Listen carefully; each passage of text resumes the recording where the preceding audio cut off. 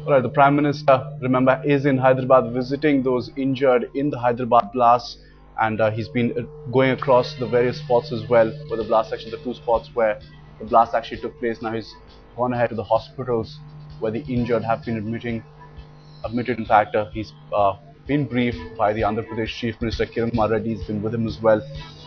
Came to Dilsukhnagar, took a sense of what really happened, was briefed by the Chief Minister, was also received, remember, by the governor when he received in Hyderabad. The Congress President Sonia Gandhi was also scheduled to accompany Prime Minister Manmohan Singh, but didn't make the trip across to Hyderabad.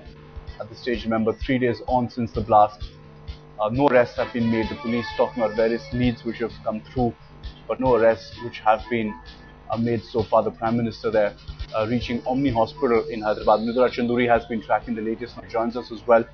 Mridula, the Prime Minister now, after visiting the locations of the blast, now meeting victims as well, survivors of the blast 3 years ago.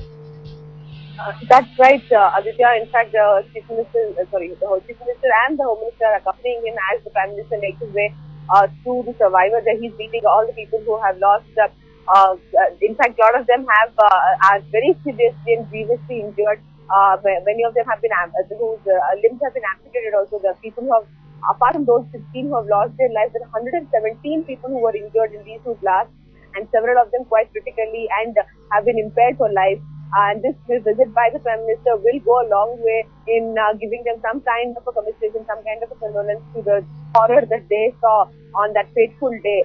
The Chief Minister of Andhra Pradesh has already announced 6 lakhs gratia for those who have died, and also 6 lakhs to those who have been very, very badly injured, who have been actually handicapped for the rest of their lives because of these blasts. And now the Prime Minister also meeting them will obviously give them some kind of an assurance that the government is actually looking into it. But this kind of communication comes a little too late. The whole idea was to prevent such an event from taking place, such a horrific blast from taking place, and that intelligence failure, no amount of condolence, no amount of sympathy from the government higher up would actually make up for the blast that took place that actually claimed 16 lives. All right, Mridula, thanks so much for joining us. Certainly, the Prime Minister extending his support to the families of the victims, to the injured, the survivors of the blast as well, and making the trip across to Hyderabad to assure them that the guilty will be brought to book.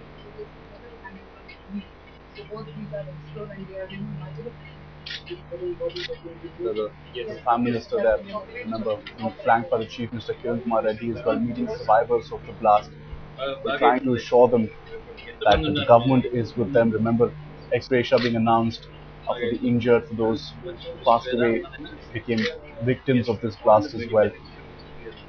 The Prime Minister assuring those that he's meeting today at Omni Hospital, at the other hospital as well, that the guilty will be brought to book and the government is on the case.